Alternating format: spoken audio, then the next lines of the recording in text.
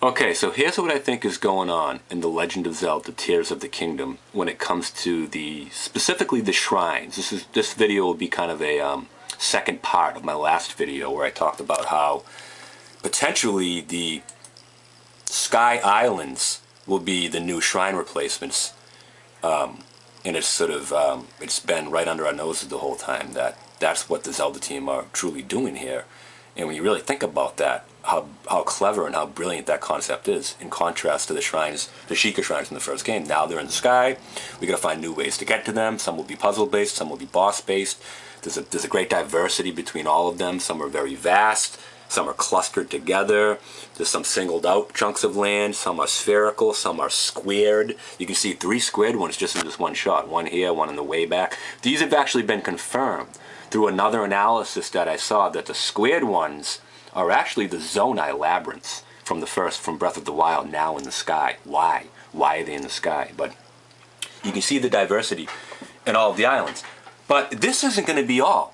There's actually, now that I looked at this a little further, I think that there's going to be Zonai ruins in these cave-like systems that will also, a combination of these Zonai caves and the islands together will be the shrines, right? And we've already seen 2 shots of what looks to be these caves. This one here was Link fighting a new enemy using a new weapon.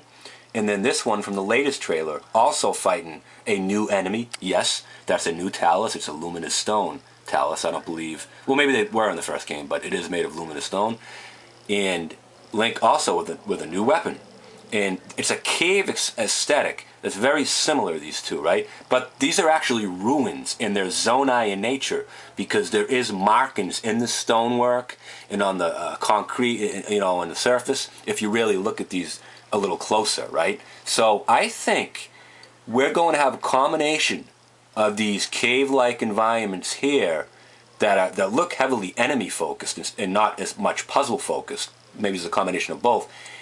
In the Sky Islands that will make up the shrine. So maybe say there's 60 in the whole sky. There's 60 different groups and clusters of these islands. Some are a lot higher. We only see like 15 in this one shot, which I pointed out in my last video. I actually missed a few in the distance, but maybe there's 60 in the sky, and then there's these 60 of these caves, these Zonai ruin caves on the surface, which would equal 120 between both, matching the shrine total in Breath of the Wild. Or maybe it's 30, 60, and there's only 90 total. 60 in the sky, 30 of these caves, or vice versa, right? And these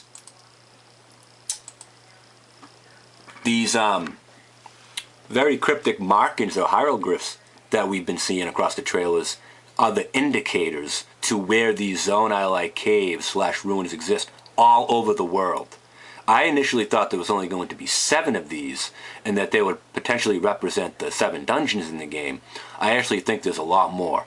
There could, you know, whatever that number is. And these, in contrast again to the Sky Islands, the caves and the islands together will be the trials. Will be the trials.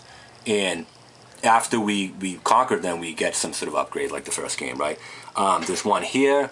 There's another one in between the 2 towers from the new trailer as well, which is, these are all different as well. Some are much larger than the others. All different depictions. We'll be able to see them, obviously, from the sky as well. So that's very interesting. I think that's what's going on here. We're going to have a contrast in both these cave Zonai-like ruins, I'm going to call them. But they seem to exist in cave-like systems all around the world. And the Sky Islands.